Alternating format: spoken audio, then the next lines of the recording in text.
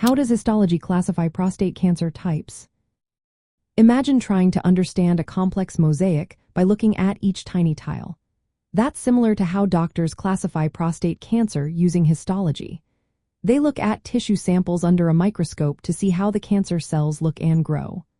Most prostate cancers, over 95%, are classified as acinar adenocarcinomas. These originate from the glandular cells that produce prostate fluid. Within this category, there are various subtypes and patterns that can influence how the disease behaves and responds to treatment. The most common type is acinar adenocarcinoma. It arises from the small glandular units called acini. Under the microscope, it can show different features, like atrophic, foamy cell, microcystic, or mucinous patterns. Some rare subtypes include signet ring-like cell adenocarcinoma and pleomorphic giant cell adenocarcinoma.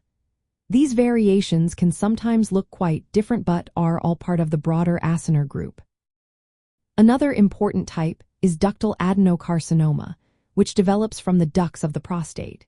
This form tends to be more aggressive and may spread faster than typical acinar adenocarcinoma. Then there is neuroendocrine carcinoma, which is less common but more aggressive, often linked to prior hormone therapy.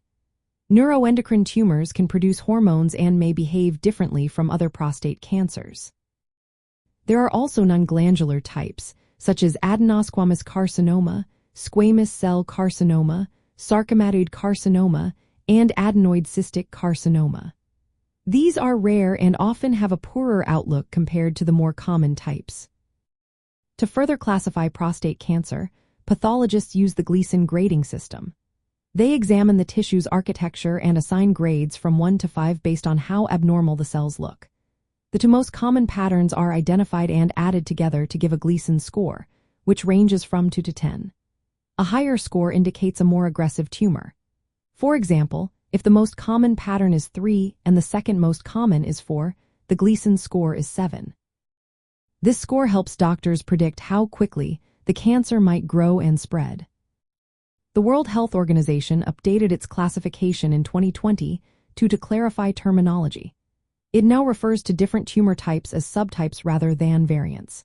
This update recognizes specific morphological patterns like pin-like carcinoma, signet cell-like adenocarcinoma, and sarcomatoid carcinoma. It emphasizes the importance of accurate diagnosis, especially since some patterns can mimic benign conditions. Understanding these histological classifications is vital because they influence prognosis and treatment choices.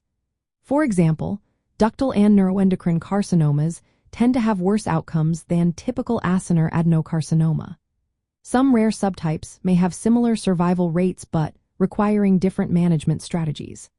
Accurate classification helps clinicians tailor treatments and provide better guidance for patients. In summary, histology classifies prostate cancer based on the cellular origin and microscopic structure of the tumor. It distinguishes between acinar adenocarcinoma, ductal adenocarcinoma, neuroendocrine carcinoma, and other rare types. The Gleason grading system adds another layer by assessing how abnormal the cells are and how aggressive the cancer might be. This detailed classification is essential for predicting disease, behavior, and guiding effective treatment. Always remember, individual cases can vary, so consulting with healthcare professionals is key to understanding personal prognosis and options.